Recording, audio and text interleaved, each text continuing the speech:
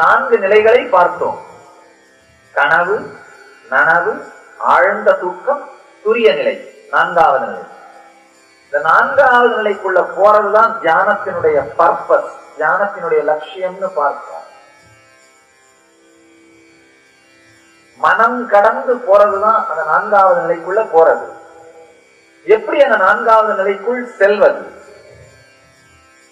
எளிமையான சத்தியம், ஆழ்ந்து புரிந்து கொள்ளுங்கள். மனதை உங்களால் கலைக்க முடிந்தால், மனம் நம்மளை பிடிச்ச சனி மாதிரி, நம்மளை இறுக்கமா பிடிச்சிருக்கிற ஒரு விலங்கு மாதிரி. மனதை நம்மால் உலுக்க முடிந்தால், மனதை நம்மால் தூக்கி எறிய முடிந்தால், மனதை நம்மால் உடைக்க முடிந்தால், அதை தாண்டிய ஆழ்ந்த உணர்வு நிலைக்குள் செல்லலாம். அதை தாண்டிய ஆழ்ந்த ஞான நிலைக்குள் செல்லலாம். அதை தாண்டிய மனம் கடந்த நிலைக்குள் செல்லலாம். மனதை தாண்டிய அந்த மனம் கடந்த நிலைக்குள்ள செல்றதுக்கான ஒரு அருமையான தியானம் மகாமந்திரம். இந்த தியான நுட்பத்துக்கு பேர் இந்த திபெத்தியன் புத்திசம், திபெத்திய பௌத்த மதத்திலே மிகவும் ரொம்ப அதிகமாக கடைபிடிக்கப்படுகின்ற தியானம், ரொம்ப பாப்புலரான மெடிடேஷன் டெக்னிக். இந்த தியானத்திற்குள் நுழைவோம். இந்த தியானத்திற்கு பிறகு அடுத்த சில சத்தியங்களை பார்ப்போம். ரொம்ப எளிமையான தியானம், ரொம்ப எளிமையான தியானம். உடம்புல இருக்கிற பெரும்பாலான வியாதிகளை இந்த ஒரே ஒரு தியானம் ஹீல் பண்ணிடும். முக்கியமா எண்ண ஓட்டத்தினால் ஏற்படுகின்ற துக்கங்கள், எண்ண ஓட்டத்தினால் ஏற்படுற துக்கம்னா 80%. 80% துக்கங்களிலிருந்து பொங்குகின்ற வியாதிகள், உடல் மன வியாதிகள் பெரும்பாலான இந்த ஒரே ஒரு தியானத்தினால் கரைந்துவிடும், அழிந்துவிடும். ரொம்ப எளிமையானது. இன்ஸ்ட்ரக்ஷனை, அது செய்முறையை ஆழ்ந்து தெரிந்து கொள்ளுங்கள், தியான முறையை ஆழ்ந்து தெரிந்து கொள்ளுங்கள். நாம் தியானத்திற்குள் இப்போது நுழைய போகின்றோம். யார் யாரெல்லாம் கீழே உட்கார முடியுமோ கீழே உட்கார்ந்துடலாம். முடியாதவர்கள் சேர்லேயே உட்காரலாம். செய்முறையை தெரிந்து கொண்டு பிறகு துவங்குங்கள். கீழே உட்காரன்னு நினைக்கிறவங்க, முடியும் அப்படிங்கிறவங்க கீழே உட்காரலாம். மற்றவர்கள் இருக்கையிலேயே வந்து கொள்ளலாம். ரொம்ப எளிமையான தியான முறை, மிக எளிமையானது. தயவு செஞ்சு நல்லா உள்வாங்கிட்டு அதுக்கப்புறம் செய்ய ஆரம்பிங்க. ஒண்ணுமே இல்லை, கண்களை மூடி அப்படிங்கிற அந்த சத்தத்தை அடிவயிற்றிலிருந்து உருவாக்க வேண்டும். எப்படி அந்த குளவி சத்தம் போட்டுச்சுன்னா அது பிராமி சப்தான், அதுக்கு பேரு. குளவிக்கு பிராமின்னு பேரு, பிராமி சப்தம்.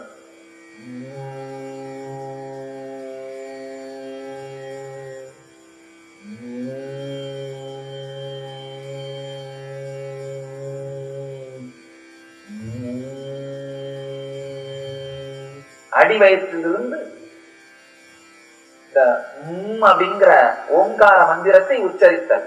ஓம் அல்ல, அப்படின்னு உடம்பு முழுக்க வைப்ரேட் ஆகும், உடல் முழுக்க நடுங்க வேண்டும்.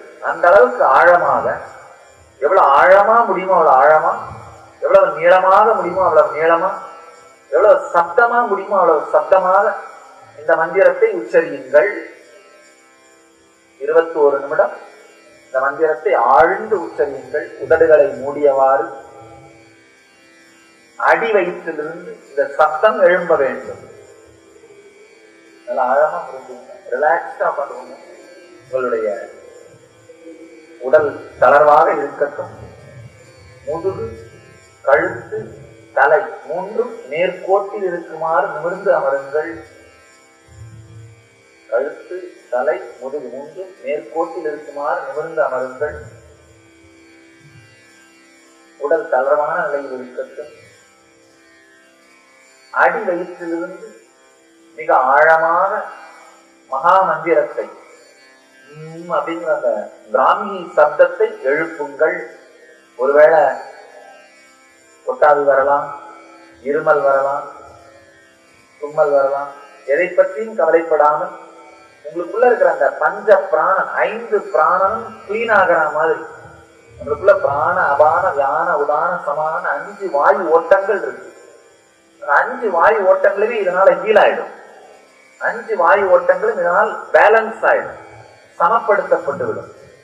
யாராவது ஹார்ட் ப்ராப்ளம் இருக்கவங்க கை தூக்குங்க.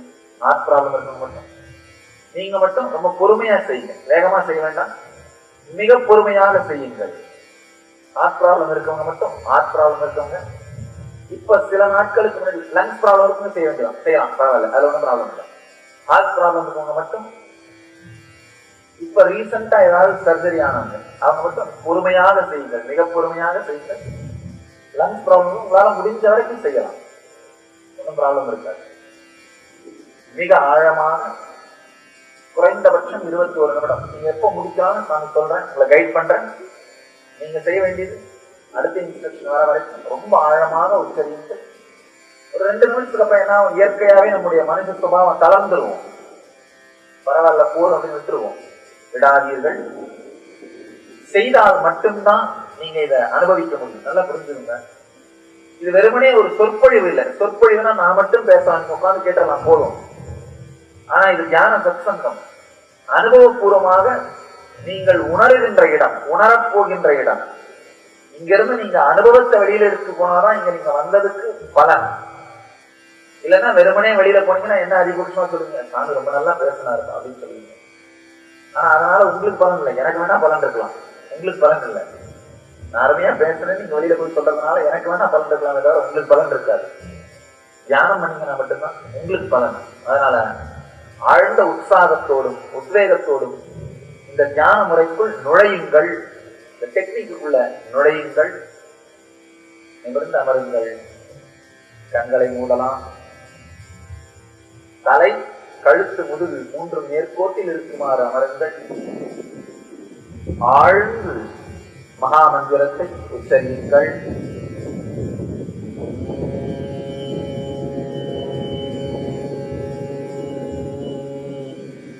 உதடுகளை மூடியவால் ஆழ்ந்து உச்சரியுங்கள். அடி வயிற்றிலிருந்து உங்கள் உடல் முழுவதும் இயங்குகின்ற வகையில், உடல் முழுவதும் நடுங்குகின்ற அளவிற்கு ஆழ்ந்து உச்சரியுங்கள்.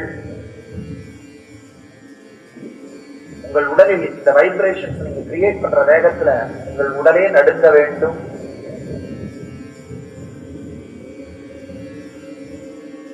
மனம் இயங்காத அளவிற்கு, எண்ண ஓட்டமே நின்று போகும் அளவிற்கு ஆழ்ந்து இந்த மகா மந்திரத்தை உச்சரியுங்கள்.